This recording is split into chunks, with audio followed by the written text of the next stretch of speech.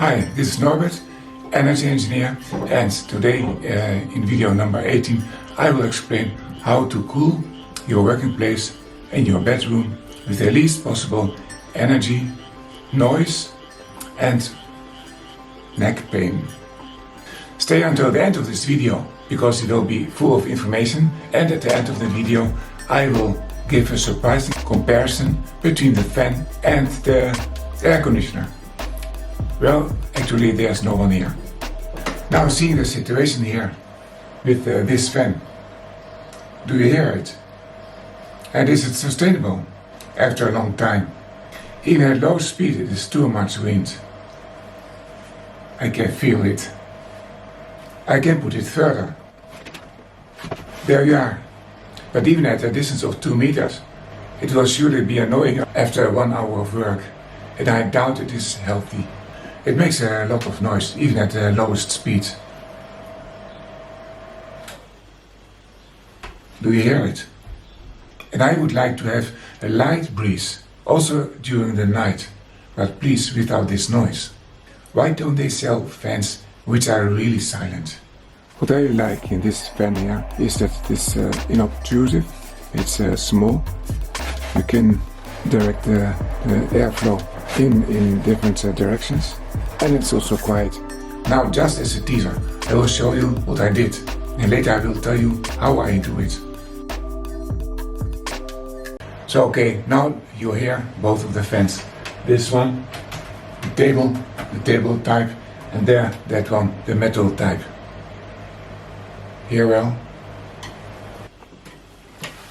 Okay, that was the normal situation, and now we have the situation that we have 2 fans which are going really slow, but you feel the wind.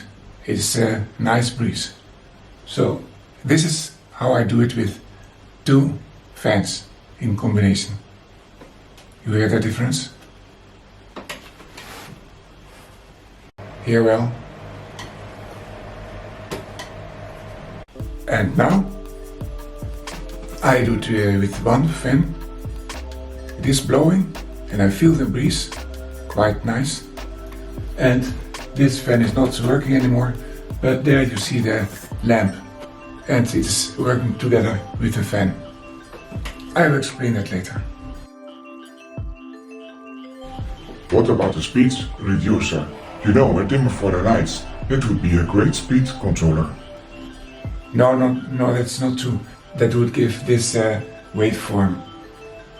Because the fan has an asynchronous motor, you have to give this waveform. It's a sine wave. Otherwise it will make a weird noise. It will not be healthy for the motor. And also the control range will be very limited.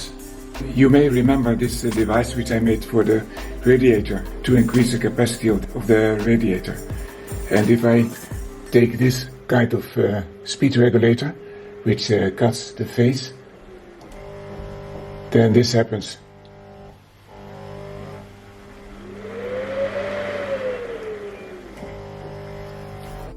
Well, how can you control it in the correct way, using the standard sine wave form? There are basically 3 ways to do this. I will give in the description a link to all those methods so that you can try it for yourself. And you can help me to continue with these videos by purchasing the parts without any extra cost for yourself. That's a win-win situation for both of us. Now, method number 1 is that you connect the fan in series with another device. This other device must not suffer from this series connection, and it must not let suffer the fan. So this other device can be another fan or another old-fashioned incandescent or halogen lamp. But that is not an energy efficient lamp. That's a good point, but even if that is true, the combination will save energy, and I will show it you by showing the values before and after. Now the second way is that you just put a transformer between the normal grid and your fan. And the third option to have a nice sine wave is the industrial frequency inverter. That is the ideal solution, but you have to pay for it. So I will not handle it in this video, maybe later. And what about just taking an air conditioner? That's a good point, and I promised at the start of the video to explain it. Now, there are the following pros and cons of that solution. Let's start with the benefits. Number 1. The air conditioner is good to cool down a whole room with everybody in it. Second, when it's really hot and humid, a fan will not bring sufficient relief. If you have an air conditioner, then it will reduce the temperature and also humidity.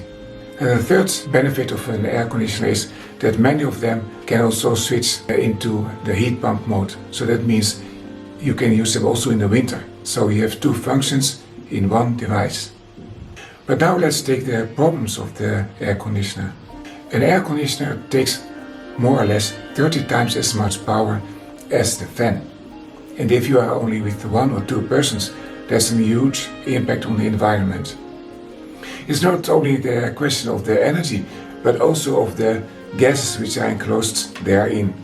With this global crisis going on, it's expected that there will be many purchases of these air conditioners in the coming years. And of course, during a heat wave, they will work all at the same time, so that will be a huge load on the grid. The second problem with an air conditioner is that if you take all the costs into account, then you are at an investment of about 20 times that of a fan. The third challenge of an air conditioner is that it is not so easy to bring around and also not easy to install if you compare it with a fan. And last, a problem of an air conditioner is that you cannot bring it outside. That has no sense. But a fan has sense also if it's outside. So as a conclusion to this comparison, I would say you can take an air conditioner if it's really hot and humid outside, but then to use it as little as possible and use a fan as long as possible, especially if you are alone or with 2 persons.